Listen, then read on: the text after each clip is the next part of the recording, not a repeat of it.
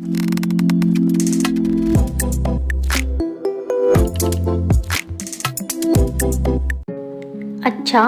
पहले प्यार के बारे में तुम्हारा क्या ख्याल है? रिचा उठ खड़ी हुई। आपको शायद गलतफहमी हो गई है। तुम गलत समझ रही हो। बैठो। मैं यह जानना चाह रही थी कि क्या इंसान कभी अपने पहले प्यार को भुला नहीं पाता? क्या उदय उस टीचर को कभी भुला पाएंगे? कौन टीचर? रिचा को बात कुछ समझ आने लगी थी।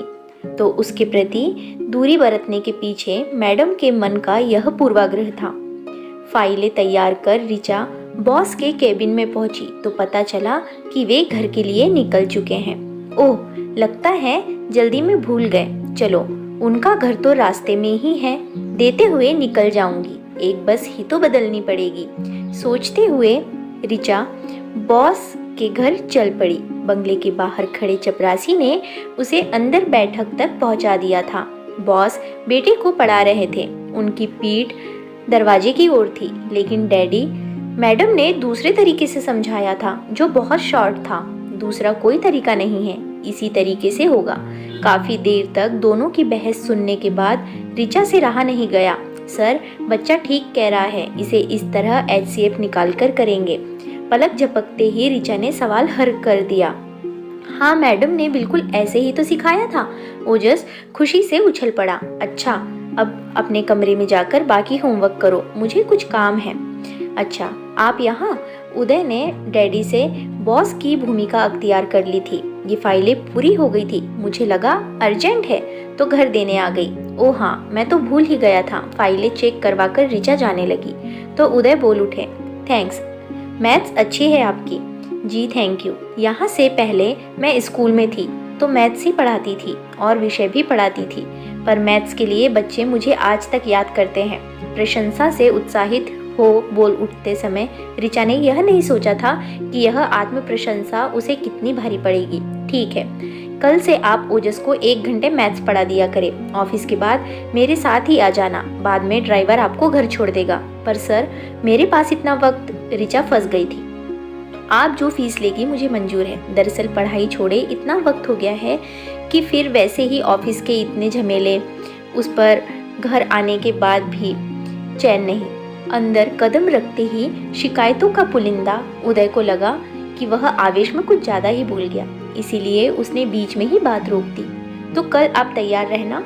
रिचा के पास स्वीकृति देने में गर्दन हिलाने के अलावा कोई चारा नहीं था। लेकिन कमरे में पहुंचते ही वह अपने रूममेट स्वाति के सम्मुख बिफर पड़ी। स्वाति ने उसे समझाया कि बॉस से बनाकर चलने में ही समझदारी है, जब तक कि वह उसके साथ कोई गलत हरकत न करे। मुंह नोच लूंगी यदि उसने ऐसा कुछ किया तो। देर तक रिचा बड़बड़ाती रही और स्वाति उसे शांत करती रही। घर से दूर इस घर में दोनों ही एक दूसरे का सहारा थी। 2-4 दिन इस क्रम में ही रिचा के सम्मुख बॉस के घर का काफी स्पष्ट था कि मालिनी काफी अहंकारी स्वभाव की महिला थी। हर वक्त उनकी तैयारियां चढ़ी रहती थी। मुस्कुराना तो शायद उन्होंने सीखा ही नहीं था। रिचा जैसी सुंदर युवती का रोज पति के संग घर आना उन्हें फूटी आंख नहीं सुहा रहा था। बॉस उदय उसे जरा पलायनवादी प्रवृत्ति के लगे। घर बीवी से निर्लिप्त वे स्वयं को ज़्यादा से ज़्यादा देर ऑफिस में फाइलों में डुबोए रखते थे। हाँ, 10 वर्षीय ओजस न केवल पढ़ाई में अच्छा था वरन अन्य गतिविधियों में भी रुचि रखता था और रिचा से इस बारे में विचार विमर्श भी करता था। घर के उबाऊ उखड़े वातावरण से निर्लिप्त यह भी अपनी पढ़ाई, खेलकूद, कंप्यूटर आदि में ही मस्त रहता था। रिचा की उससे अच्छी बनने लगी, लेकिन चौथे दिन ही मालिनी मैडम ने उसे अल्टीमेटम पकड़ा दिया। शाम को ओजस का खेलने का समय होता है, आप दिन में आकर पढ़ा दिया करें, लेकिन दिन में मैं ऑफिस में रहती हूँ, वो मैं उदय से बात कर लूँगी। रिचा के सम्मुख फिर गर्दन हिलाने के अलावा कोई चारा न था। घर आकर स्वाति के सम्मुख खींच निकलने के अतिरिक्त वह कुछ न कर पाई। उस दिन मैडम का मूड काफ़ी अच्छा था। कल ओजस का जन्मदिन है, आप पढ़ाने के बाद यहीं रुक जाना। पार्टी के बाद ड्राइवर आपको घर छोड़ाएगा। रिचा का मन हुआ मना कर दे, लेकिन एक तो ओजस का आग्रह और फिर पहली बार मैडम की कृपा दृष्टि, वह इनकार नहीं कर पाई। खूब सारे चॉकलेट्स और गेम्स की सीडी पाकर ओजस खुशी से उछल पड़ा। वह कंप्यूटर पर मस्त हो गया और रिचा मैडम के पास रसोई में चली गई। वैसे तो घर में ढेरों नौकर थे, लेकिन कुछ विशेष व्यंजन बनाने और बैठक सजाने में ऋचा ने पूरा पूरा सहयोग दिया। मालिनी उससे बहुत खुश हो गई। पार्टी में भी उसने आगंतुकों के सामने ऋचा की दिल खोलकर तारीफ की। उदय और मालिनी बड़े प्रेम और आदर से मेहमानों का आदर सत्कार कर रहे थे। उन्हें देखकर कोई सोच भी नहीं सकता था कि इतना आदर्श नजर आने वाला यह जोड़ा साधारणतः एक दूसरे से बात करना भी पसंद नहीं करता। देर रात तक ऋचा स्वाति को पार्टी में ही सब बातें बताती रही। दोनों दिल के बुरे नहीं हैं, फिर पता नहीं क्यों एक दूसरे से इतने खींचे खींचे रहते हैं। जब हमारी शादी हो गई तब सब समझ आ गया। अभी सो जा और मुझे भी सोने दे। स्वाति करवट बदलकर लेट गई तो ऋचा भी सोने का प्रयास करने लगी। उस दिन से ऋचा के संबंध मैडम से मधुर हो गए थे। अब वह पढ़ाने के बाद कभी कभी उसे चाय के लिए रोक लेती थी। बातों बातों में ही ऋचा को पता चला कि मालिनी मैडम काफ़ी अमीर और प्रतिष्ठित घराने की थी, जबकि बॉस एक साधारण मध्यम वर्गीय परिवार से ताल्लुक़ रखते थे। शायद बॉस की अच्छी नौकरी के कारण ही यह रिश्ता तय हुआ होगा, ऋचा ने अनुमान लगाया। उस दिन ऋचा ओजस को पढ़ाने पहुंची तो पता चला वह स्कूल से लौटा ही नहीं था। वार्षिकोत्सव की तैयारी के कारण स्कूल की छुट्टी देर से होने वाली थी। ऋचा लौटने लगी तो मालिनी ने उसे रोक लिया। अब आई हो तो कुछ देर मेरे पास बैठ जाओ। वैसे भी आज मेरी तबीयत ठीक नहीं है। नहीं, ऋचा ने मालिनी को नब्ज छुई तो उन्हें बहुत तेज़ बुखार था। चाय के संग टैबलेट देकर लौटने लगी तो मालिनी ने उसका हाथ थाम लिया। कुछ देर और बैठो, मुझे बातें करने का मन कर रहा है। आत्मीयता में मालिनी तुम पर आ गई थी। ऋचा उनके दिल के दर्द को महसूस कर चुपचाप बैठ गई। उदय और ओजस दोनों ही बहुत व्यस्त रहते हैं। मैं बहुत अकेलापन महसूस करती हूँ। टीवी पर सास बहू सीरियल्स देखकर आखिर कितना वक्त गुजारा जा सकता है। किटी पार्टियों में भी मेरी ज़्यादा रुचि नहीं है। सच कहूँ तो अभिजात्य परिवार से होते हुए भी मुझे उस तरह की कोई लत नहीं है। फिर भी आपका और सर का नेचर एक जैसा है। वे भी तड़क भड़क से दूर शांत सीधे साधे हैं। ऋचा ने अपना मत रखा। काफ़ी जान गई हो अपने सर के स्वभाव के बारे में। अच्छा, तुमने कभी किसी से प्यार किया है? ये क्या सवाल है? नहीं तो? ऋचा की जुबान लड़खड़ा गई। अच्छा, पहले प्यार के बारे में तुम्हारा क्या ख्याल है? ऋचा उठ खड़ी हुई। आपको शायद गलतफहमी हो गई है। तुम गलत समझ रही हो। बैठो। मैं यह जानना चाह रही थी कि क्या इंसान कभी अपने पहले प्यार को भुला नहीं पाता? क्या उदय उस टीचर को कभी भुला पाएंगे? कौन टीचर?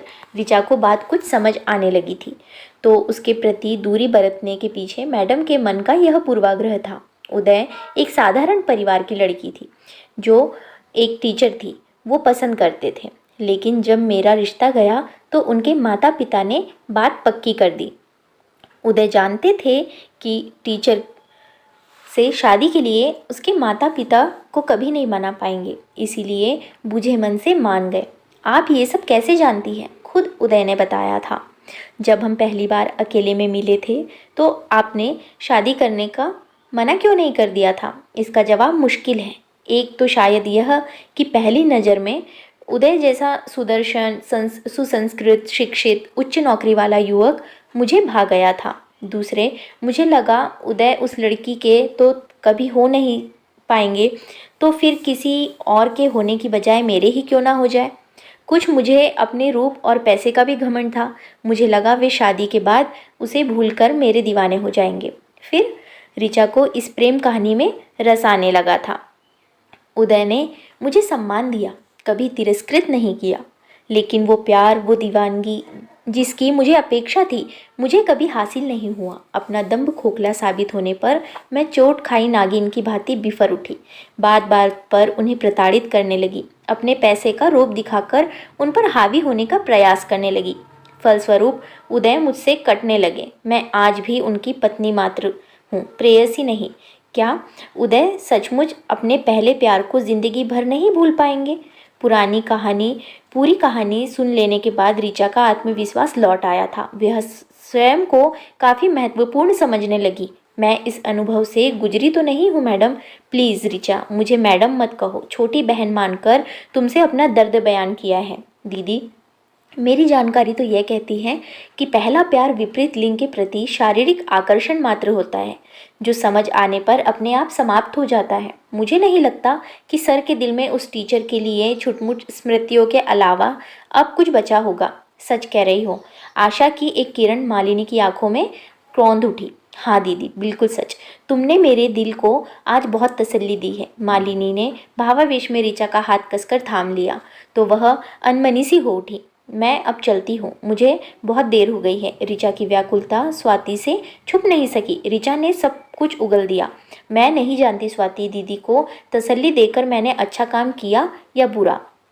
मैं बस इतना जानती हूँ कि मुझे उनकी पीड़ा नहीं देखी गई। मैं दिल से चाहती हूँ कि उन दोनों का मिलन हो जाए, पर कैसे? इतने नाजुक रिश्ते बीच में आखिर करूँ भी तो क्या? ऋचा की चिंता का कोई समाधान न था। ओजस का कोर्स समाप्त हो चुका था, इसीलिए ऋचा ने वहाँ जाना बंद कर दिया था। परीक्षा समाप्त होते ही ओजस मम्मी के संग ननिहाल चला गया। ऋचा ने भी अपने आप को ऑफिस के कामों में डुबा दिया था। उस दिन ऑफिस से निकलते बहुत अंधेरा घिराया। उदय ने ऋचा को घर छोड़ देने का प्रस्ताव रखा क्योंकि आखिरी बस भी निकल चुकी थी। ऋचा को मानना पड़ा। दोनों के बीच चुप्पी पसरी रही। आखिर उदय ने ही मौन तोड़ा। ओजस और मालिनी के फ़ोन आते रहते हैं। दोनों तुम्हें बहुत याद करते हैं। जादू सा कर दिया है तुमने उन पर। ओजस का रिजल्ट बहुत बढ़िया रहा, इसका श्रेय भी तुम्हें जाता है। ओजस को स्कूल खुलने से पूर्व यदि एक बार मैथ्स का कोर्स करवा दिया जाए तो उसका रिजल्ट और भी अच्छा रहेगा। अच्छा सर, फिर तो उन्हें बुला ही लेते हैं। वैसे भी इस बार मालिनी ने बहुत दिन लगा लिए हैं। हमेशा तो जल्दी लौट आती है। कुछ ख्याल ही नहीं मेरा आपको है? आक्रोश में जाने कैसे ऋचा के मुंह से निकल गया। क्या कहा तुमने?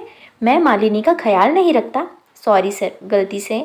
मालिनी ने तुम्हें मेरे बारे में क्या बताया है? पिछले कुछ समय से मैं उसमें आश्चर्यजनक परिवर्तन देख रहा हूँ।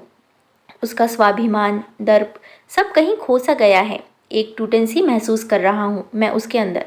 न कोई उपालंब, न कोई अवहेलना, बस किसी सोच में गुम। तुम्हारे संग इधर वह काफ़ी व्यक्त बिताने लगी थी। मुझे बताओ ऋचा, कोई परेशानी है उसे? मैं उसे उदास परेशान नहीं देख सकता। बहुत प्यार करता हूँ मैं उससे। उदय भावुक हो गए। तो फिर वह टीचर? ऋचा से रहा नहीं गया। कौन? शायद तुम मोना की बात कर रही हो। मालिनी ने बताया होगा। उसे तो मैं कब का भुला बैठा। एक दिन स्टेशन पर ही देखा था उसे। मुटियाई सी, बच्चे को लटकाए, कर्कश आवाज़ में 5 रुपए के लिए कूली से झगड़ रही थी। वह भी क्या उम्र होती है ना। नई नई जवानी, नई नई खुमारी। हर सुंदर लड़की प्रेमिका नजर आने लगती है। मौसमी बुखार, थोड़े समय बाद सब उतर जाता है। आश्चर्य है।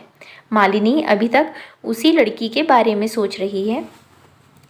चलो, ओजस की पढ़ाई के बहाने उन्हें बुला लेता हूँ। यह ठीक सुझाया तुमने। बस यहीं रोक दीजिए, मैं चली जाऊंगी। कमरे में पहुंचते ही ऋचा स्वाति के सम्मुख फट पड़ी।